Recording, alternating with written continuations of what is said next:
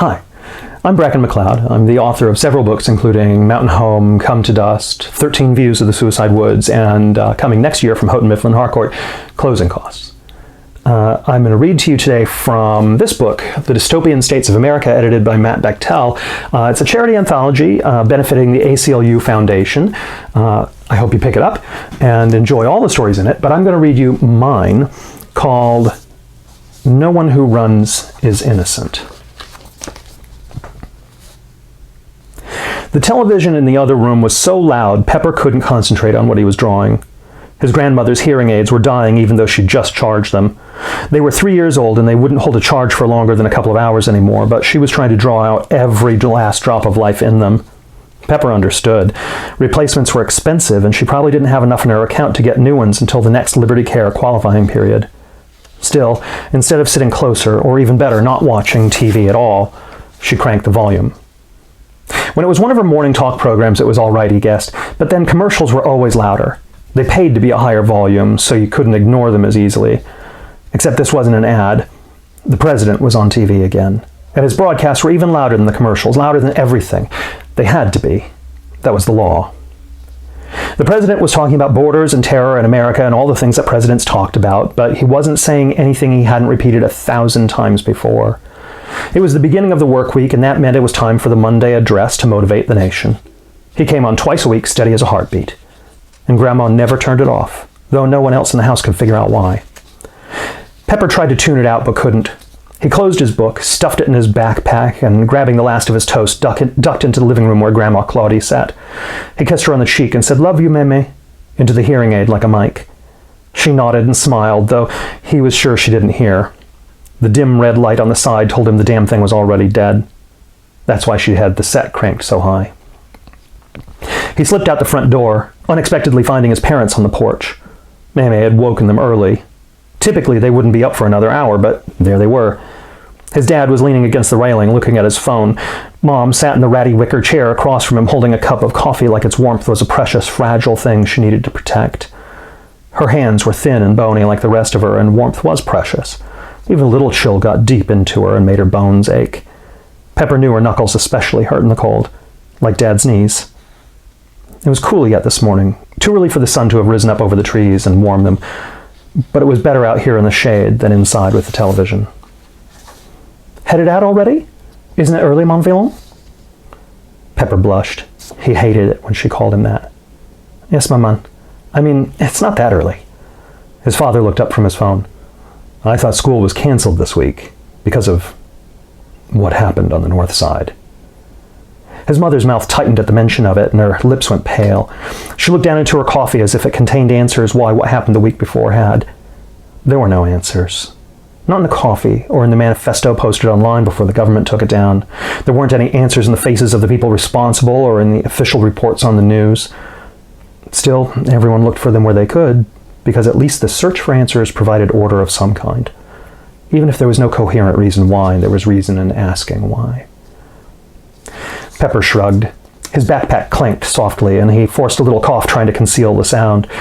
His father's brow furrowed, and he opened his mouth to say something, but Pepper's mom put her hand on her husband's arm, and he let the thought die in the back of his throat, where he kept all the things he wanted to say, but didn't. Marielle turned to her son and said, "Where are you headed this early?" "I'm meeting Jack at the library. We're going to work on the comic we've been talking about, the monster one." His father sighed. He knew better. Still, he held it in. He took a drink of coffee, and Pepper's mom said, "That your thermos I hear in your bag? You have lunch in there too, or do you need me to fix you something?" The president's voice carried through the closed windows, and Pepper told her he had something to eat even though he didn't, because he didn't want her to have to go back inside. Not until it was over. The president said something about last week, and Pepper coughed again, trying to avoid hearing him utter it, but the word emerged like a black blemish in the sky, hovering over them at once, weightless and heavier than any pile of debris from the collapsed side of a building where people were lucky enough to die right away instead of being lost in the rubble for days. He said it. Townsend. Their town. The latest on the list. "I'm good, Maman. I got everything I need." "I'll bet you do," his father said. "What else is in that backpack?"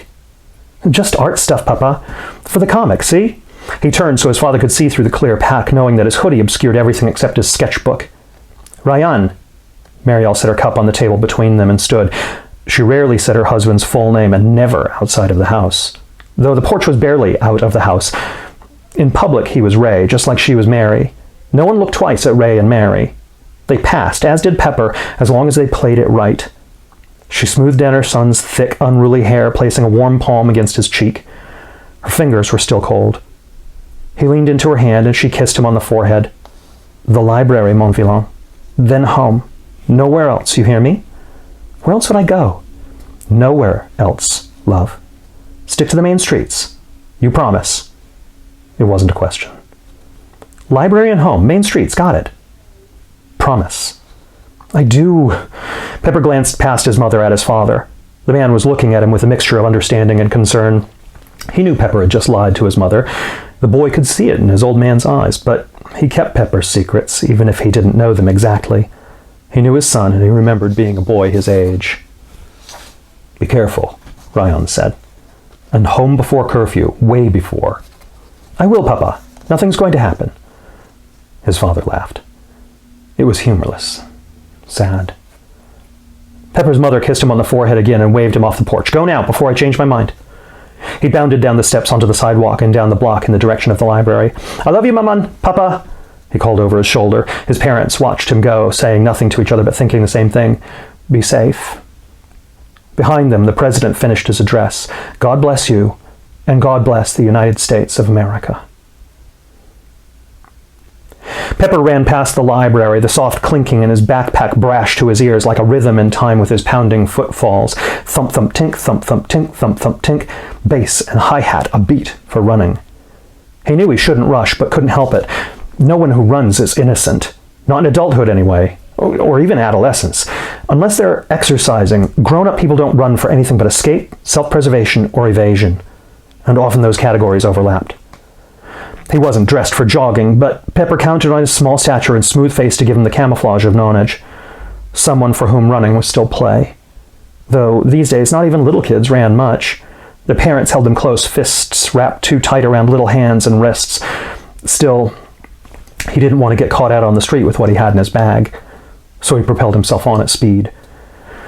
Of course, running made him look suspicious, but even if he could bring himself to walk, the backpack was shady enough on its own. While it was his school-issued clear shoulder bag, no one could see through to what the black hoodie he'd stuffed inside concealed, what he hadn't thought to muffle as well as cover. He'd hoped the sweatshirt would have deadened the sound, but hadn't thought to slip his cargo in the hoodie's sleeves or stuff something in between them so they wouldn't make a racket when he moved. Carelessly, he just shoved it all in, pulled the hoodie around so no one could see, and then jammed his pens and sketchbook in next to it all. He'd thought of what he'd been drawing, a portrait of his grandmother. He'd illuminated her name, Claudie La Liberté, and embellished script in an arc over her head, as if the image were advertising a concert she was giving, though she hadn't sung in years. He'd shown it to her, and she smiled that smile of hers, the one that made her look like the arty girl she'd once been instead of the old woman she was now. She put her hand on his and pushed the book toward his heart. Not rejecting it, but having seen enough. They all lived with memories that were more beautiful than their present lives. All but Pepper. He'd been born to this. Behind the library, he took a hard left and ran into the alley. It wasn't an alley like a big city, a knife-wide valley between towering edifices of glass and steel, but still, the town buildings blocked the morning sun and cast him into the shadows he craved. He knew there were still cameras in alleys, but they didn't track, not like the ones in the streets. These were fixed, mostly pointed at recessed doorways. He ran past stinking dumpsters and steel bulkhead doors that opened to subterranean storerooms. Green scaffolding on one side forced him to the other, and he leapt over a pile of discarded boxes with black painted words on the side declaring them government surplus and not for sale, though everything in them eventually found its way to a market of one color or another. Whether the trade was money or something else, nothing was free. Not even disaster relief. Then, skidding to a stop at the far end of the alley, he saw it, rising up on the opposite side of the road ahead of him. The wall. It stood monolithic and impassable, topped with coiling concertina wire. It was solid without a break for as far as he could see. Pepper knew where the main gate was, with its guards and spotlights and cameras, far from where he stood. He looked both ways and quickly crossed the street. On the other side, he climbed the berm and stood on the flat shelf of earth at the base of the blank wall. Looking over his shoulder, he searched the buildings behind him for a face in the windows, one perhaps with a phone pressed to its ear, and lips mouthing the words, "I see him. The east sector. Come quickly." There was no one watching. Pepper swung his backpack off his shoulders and unzipped it. The pull sliding down the teeth sounded like a tear in the very air around him, as if he could drag it all the way down from his head to the dirt and step through to the other side of the wall without opposition, free to come and go as he pleased without anyone questioning why his father was named Ryan or where he might be from with a last name like Nasri. "I was born here. I'm from the New England Territory. I'm American." "Yes, but where are you from? How did you get here?" "It's French. My parents are French." "Never Algerian." French got him looks that amounted to being beheld like a thing only slightly out of the ordinary. A fancy object, not an alien one. White. Algerian would make them those immigrants. Even though he was natural American, they'd say those words. Anchor baby. Chain migration. Emergency acts. And let me see your papers. He pulled his sweatshirt out of the bag and shrugged into it. He slipped his hands into a pair of gloves, then tied a bandana over his nose and mouth before pulling up his hood. While running was bad enough, now he looked truly suspect. The rest of his cargo, now visible through the clear pack, he dumped the contents onto the ground, picked up the first can and broke off the lid. The plunger cap was pristine. He held it up, pressed down with his forefinger, and a jet of black sprayed out, sputtering and hissing. A little paint dripped down into the valve cup, but most was propelled true. He drew a long line up on the wall, high over his head, followed it with another at an angle, and then down again to the dirt. He filled a space inside with a swoop in a straight line, then dropped the can and grabbed the next. Red, a circle, and then another line, glow resplendent as sunrise behind a mountain. Next, blue. Cool water and clean. Another, green, like the grass that should have grown on the berm on which he stood, but they killed that with chemicals because this wasn't a park or a green belt. They didn't want people walking here. No one was supposed to get close to this wall. Color after color he projected onto the barrier until it all began to take shape, resemble the image in his mind, his heart, the one he'd drawn in his sketchbook under the covers lit by his cell phone. He ducked and leaned, almost dancing with the hiss and stop of the spray paint. The smell of it blew back in his face, but it was the act of creation that made him feel lightheaded. His small human rebellion in the kingdom of deathly gods with rifles and badges and laws. Mon vilain, my villain. No villain.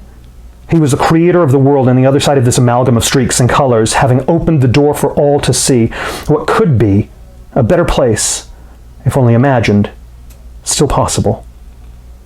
The faint hum descending behind him was almost inaudible. Would have been if it weren't for the pause he took to admire his work, but Pepper caught it, sent to him on the breeze. Small propellers and a muffled motor. He spun and sprayed paint in the direction of the sound. The drone shifted, and the blast of the gun barrel at the end of its extended arm rang out in the quiet morning along with Pepper's scream of fear. The bullet streaked over his shoulder so close to his cheek he could feel the heat of it, and slammed into the wall, sending a small hail of concrete shards into his back. But the boy's aim was true, and the paint obscured the thing's camera. It pitched to one side before righting itself, the barrel twisting around where he'd been a second ago, but not aiming true. A voice erupted from the speaker on the side. "Don't move, you're under arrest." Pepper swung the can at one of the small propellers, and the thing veered off wildly to the right. He spun around and threw one more line up on the wall. His piece wasn't finished, but it had to be enough. He dropped the can, not yet spent, but incriminating along with the others on the berm, snatched up his pack and ran. He sprinted along the length of the wall, away from the gatehouse a half-mile behind him and toward the town common with its trees and deeper shadows and cameras obscured by branches green with spring leaves yet to be trimmed. He couldn't hear them, but he knew other drones would be responding soon. They were likely already overhead, following, filming, waiting to descend. He jumped off the rise into the street, making for another alley. As he ran, he slung the lighter, silent bag back onto his shoulder and pulled the hood down over his forehead as he ducked around more waste pallets, abandoned pipes, and tarpaulin-covered shapes concealing what he couldn't begin to guess. He darted around and through and stopped in a recess in the wall, slamming his back against a windowless steel door. In the distance, he heard a siren, far off now, getting closer. He hazarded a glance up to see if there was a camera pointed at him. If there was, he couldn't see it. Still, this was no place to lose the bandana or hood. His heart thundered in his slender rib cage. He breathed in short, rapid gasps. Sweat dripped into his eyes, and he knew if he emerged into the street now, blinking, blind, and breathless, he'd be caught. He looked like he'd been running. And no one who runs is innocent. Not in America. Pepper closed his eyes and tried to take slower, deeper breaths. He imagined the country Maman and Papa had come to as children, their parents, so proud to have landed in the place of their dreams, far from anyone shouting, Sale race, or Les émigrés. In the breath of time before alien registration and relocation and the walls, Pepper tried to project himself into the liminal moment of tolerance and welcoming in a land of plenty. Plenty for you and me and everyone who dreamed of things like freedom and equality. He imagined 4th of July parades with old men throwing taffy to children from paper floats with their fathers following in tiny cars wearing fezzes like silly Ottoman jesters. The sound of fireworks crackling that made no one flinch or look for shelter, but instead to the sky with awe and delight. He imagined a place that hadn't existed in his lifetime. A place he only knew from Mimi's stories and the movies. The place his painted doorway led. The hum at the end of the alley ripped him out of the fantasy, faint and distant but deadly familiar, another high-altitude sentry drone. He pressed back into the shallow alcove as far as he could, sucking in a breath, trying to become thinner. His backpack pushed against his shoulder blades and he wanted to shed it, throw it behind a dumpster and come back for it later. But he couldn't. It had his RFID chip in the strap. They'd scan it and know everything. His name, age, where he went to school, where he lived, and who his parents were. He shoved harder, crushing it, clenching his teeth, listening for the soft sound of the drone propellers to echo in the alleyway as it came closer. It faded. He hazarded a peek out, clear as far as he could see. Pepper stepped out of the doorway and pulled off his bandana. He couldn't throw it away. They could collect his DNA from it, and he was in the registry. Instead, he pulled the bag off his back and stuffed it along with his gloves inside. He walked away from the door, resisting every urge in his body to run. Though he moved smoothly enough, it felt as if he was stumbling along, his limbs thrashing in exaggerated jerks and spasms. His muscles wanted to move with an urgent volition of their own, self-preservation at war with itself. He breathed deep and walked as deliberately as he could. Just keep it together. Stay calm. Don't run. At the end of the alley, he swept nervous fingers through his hair, brushing the hood of his sweatshirt back to flop behind his neck before slinging the bag over his shoulder and jamming his hands in his pockets where no one could see how badly they shook. He turned right and walked calmly away from the east sector.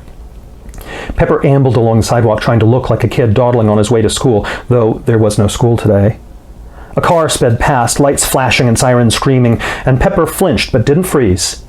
The driver flew past him and he kept walking. A couple of men emerged from a cafe and craned their necks to see what the commotion was. "What is it?" one of them said. Another attack? I hope they hang them all on the fucking wall so everyone can see. We need to stop calling. Hey! Pepper moved a little quicker, hoping to slip past them unnoticed. He'd taken a risk doing what he had in the early morning instead of sneaking out after dark, but the risks were even bigger at night. Using a light to see what he was doing would have meant the drones or guards found him before he had a chance to draw more than a single line. "Hey kid, you coming from that way? You see what's happening?" Pepper stumbled as he slowed. His breath caught. He turned and shook his head. He said. The man turned away from him now that he was useless. He was glad to be dismissed and moved on. He wanted to go home, but couldn't. Not so soon. What would he tell Maman and Papa? That he'd heard sirens and got scared and came home? It was the truth, however incomplete. But he wasn't away yet, and no matter how confident he felt in his story, he knew if he was followed home. He pushed the thought down. He turned again at the end of the block, heading for the library where he was supposed to be meeting Jack. He should at least get his pack scanned in, or check out a book, or something to make it look like he'd actually done what he said he was going to do. The library was nearly halfway to home, and he felt comforted at least that much when he saw it standing at the end of the street. He picked up his pace and trotted toward the building. He pulled his bag off his shoulders to scan it at the doors, and panic hit him fresh as it had at the sound of the drone descending behind him. His sketchbook. The one with Mimi's portrait and her name written in it. Where was the fucking book? Pepper yanked the zipper open and snatched his bandana and gloves out, dropping them on the sidewalk. He swept his hand through, feeling for the thing, even though he could see there was nothing else in there. It was gone. He'd upended the bag at the wall, spilling all the spray cans onto the berm. The sketchbook had to have fallen out with them. As soon as real people on the ground reached his painting and searched the spot, they'd find the book with his sketch of the painting he'd done on the wall and the portrait of his grandmother with her full name illuminated above. They'd know her. She was an immigrant. They'd know where she was registered to live, and go ask her how it was that a book with her picture in it came to be at the bottom of a pile of spray paint cans at the base of the sector wall. And that would be the last time he saw home, Maman, Papa, or Meme, because they'd know it was him. He'd have to tell them he did it. because the alternative was unthinkable. He spun around and sprinted back the way he'd come, unconcerned with how guilty it made him look. He angled sharply into the alley and pushed himself as hard as he could, dodging the same obstacles as before, each one newly threatening to trip him, slow him, stop him before he could get back to the book. He was sweating and panting, and his chest hurt at the effort mixed with terror. At the end of the passageway, he skidded to a stop, clutching at the brick of the building beside him, and peered out across the street at the wall. Unlike before, it was no longer blank. The sun was higher and the day was brighter, and his painting erupted from the gray facade with color, an open door leading through to a verdant world with blue skies overhead and reflecting water at the bottom of a rolling hill, and in the center of it all, a tall tree topped with all the colors of life reflecting through its leaves.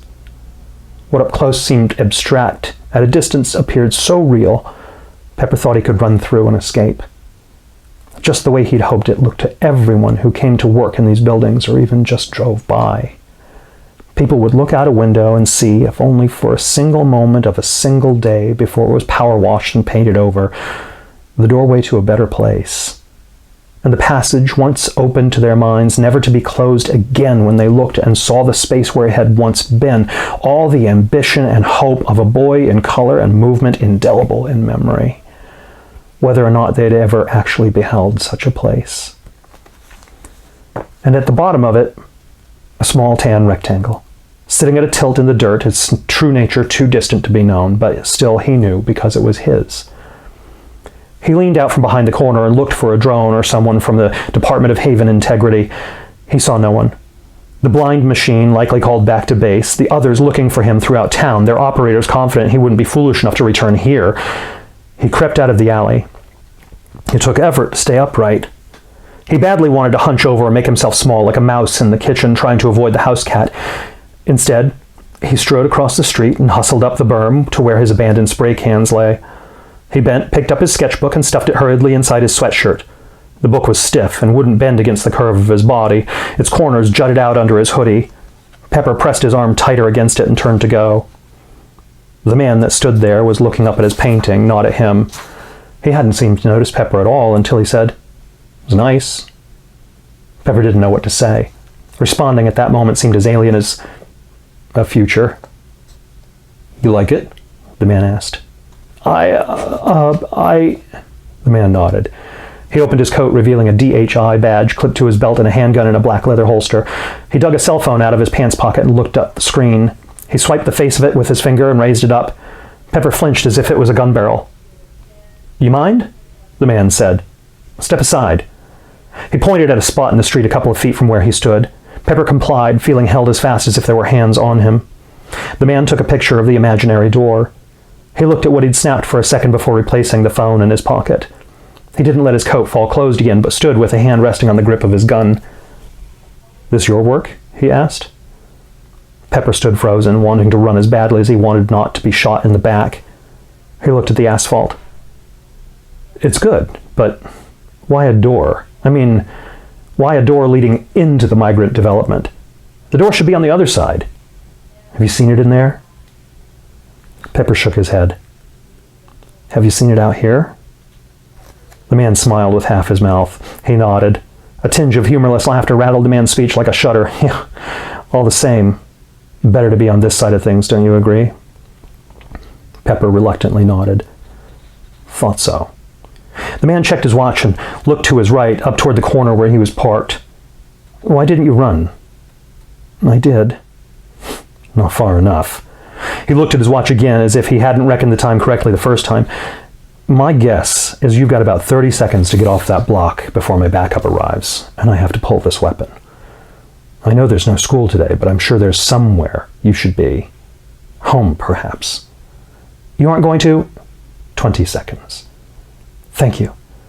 The man looked up and said, "Don't thank me. You're not out of this yet." He sprinted past the man into the alley and away. He cast a look over his shoulder and saw a black car pull up. The DHI agent pointed and the driver turned away, looking at the wall instead of the alley. Pepper ran. The drone high overhead followed him all the way home. I hope you enjoyed that. And if you did, I hope that you pick up The Dystopian States of America. There's a ton of other great stories in there. And be well, be safe, and take care of yourselves.